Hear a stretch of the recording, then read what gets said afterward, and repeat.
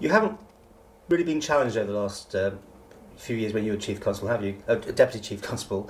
Do you think you're ready for that big occasion? I mean, it's only a matter of time. It's a thing, isn't it, when you'll get one of those big cases where you will have to lead from the front?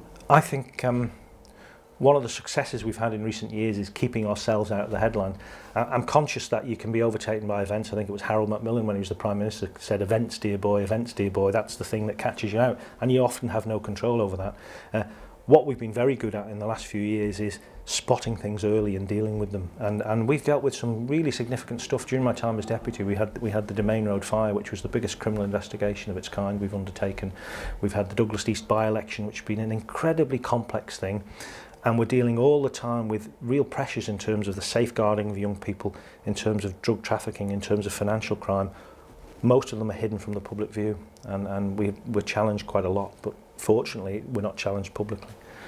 And the way the force has dealt with the media has obviously been changing a lot. I mean, now with the social media, you can access the public directly. Have you found that quite an interesting way that things are moving? I think it's one of the biggest challenges in policing in the next few years, how we deal with managing public expectations through social media. I've set a little group of people up who are producing a new way for us to deal with the public through social media. So we're going to be doing more on Facebook. We're going to probably be doing more on Twitter. We're going to open ourselves up. There are big risks in it, and there are risks to the professional integrity of the force. Young officers in particular can make themselves vulnerable because they do daft things on social media. So we've got to balance those risks with actually, this is what the public wants. The generations that are coming through now want to deal in social media, so we have to, and I want to put the constabulary right at the front of that. You've been on the record saying that you will deal with the good and the bad, and therefore the ugly, I suppose, about not just giving out this sort of press release once a month that the crime figures are dropping again. I mean, you're saying that, but it's another thing actually to do it. I think there's too much focus on crime figures. My definition of a crime is written down in a book, but your definition as a member of the public might not be. And so it becomes a very subjective debate. Crime has fallen almost continuously since about 1999. We're probably about 45% down in crime terms from the turn of the century. But what sort of crime was that? I mean, what sort of generalisation? Was it serious crime? Is there such a thing in the Isle of Man, or are we talking about petty crime? The interesting thing in the Isle of Man is that when there is a building boom, we have more serious crime. We have more assaults, we have more serious assaults, we have more drug activity because there's money in the economy, because we have itinerant workers who come here for a short time, who might leave their families in the UK or in Ireland, and they drink heavily, they work hard, but they play hard, and they cause problems. So if you look back to building boom in the early 90s, for example, we had lots of serious assaults. We're not experiencing that at the moment. And sometimes the police are naive when we indicate that we've reduced crime. I'm not convinced that we're the prime agency in reducing crime. Crime changes. If you look at, go back 20 years, we had far more burglaries than we have now.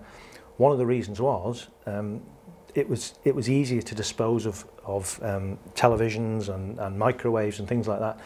Now, why steal one? Why go into someone's home and steal one when you can buy a microwave for £25?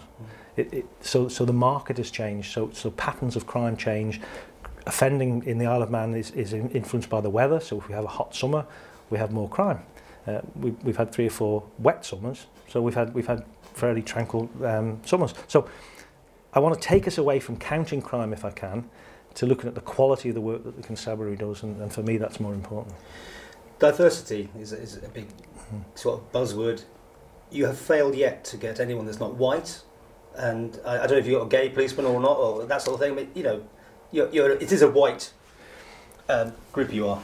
It's the constabulary should reflect the community. We, in our last selection process, saw people coming through from different ethnic backgrounds, and at some point in the future we will appoint people from different ethnic backgrounds. What was really interesting for me last time was we had second-generation Filipino people, second-generation Polish people who've gone to school here, who are now on the verge of joining the constabulary, and that for me is really, really important.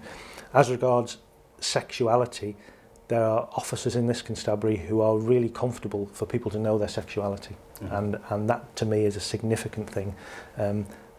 We have a very healthy culture in terms of inclusivity and diversity in the constabulary, and what the public might not know is a couple of years ago I set up an independent external scrutiny body that looks at the work we do in the community in terms of inclusivity. So that's race, religion, ethnicity, gender, sexual orientation.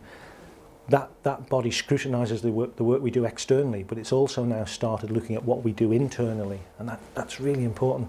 And the range of work is considerable. We had some officers assaulted by an autistic teenager, and we realised that we didn't understand how to deal with autistic young people. So officers all have now had training in how to deal with autism and how to respond to something that might involve an autistic young person. And that's a significant different way of doing things for the police.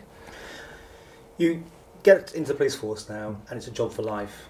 And like in any organisation, there are some bad apples in there. In the past, it's been well documented the time that Coalhouse, for instance, had to overhaul procedures and people.